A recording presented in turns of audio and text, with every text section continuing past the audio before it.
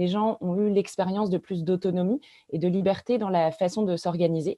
Et ça, c'est sûr que c'est un point qu'ils ont envie de garder et c'est ce qu'ils plébiscitent pour le retour au travail. Mais en revanche, sur les points un petit peu plus difficiles du confinement et du télétravail, c'était notamment la question de la gestion des enfants, ce qui est vraiment remonté comme un point de vigilance pour le retour au travail. En fait, si on doit généraliser le télétravail demain, cette question de l'espace dans le foyer est très importante. Ça pose une vraie question de la nécessité de scinder aussi l'identité personnelle et professionnelle. Et moi, je pense que il faut être vigilante quand même à ça et que les gens ont aussi besoin de se sentir au travail quand ils sont au travail et à la maison quand ils sont à la maison.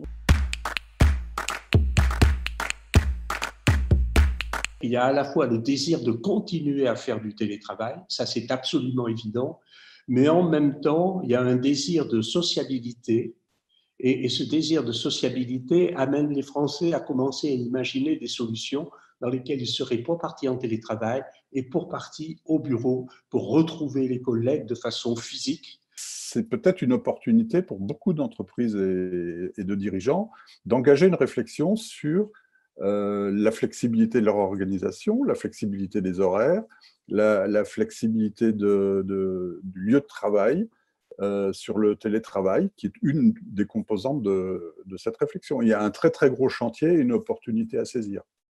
L'idée qu'on passerait à une organisation qui serait totalement en télétravail, hors de tout présentiel, etc., je n'en sais rien, ça me paraît absolument pas possible ni probable, parce qu'il y a des choses qui ne peuvent se gérer que par un face-à-face qui est un face-à-face physique.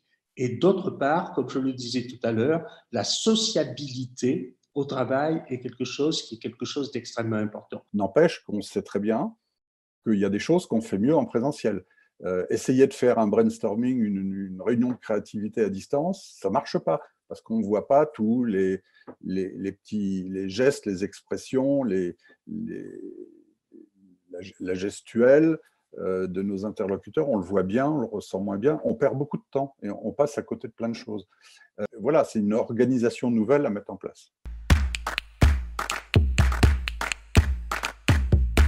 C'est peut-être une occasion pour les entreprises de changer un peu de référentiel, plutôt que faire des prévisions et de la prospective, qu'elles se mettent en état d'être plus flexibles et plus adaptables aux situations.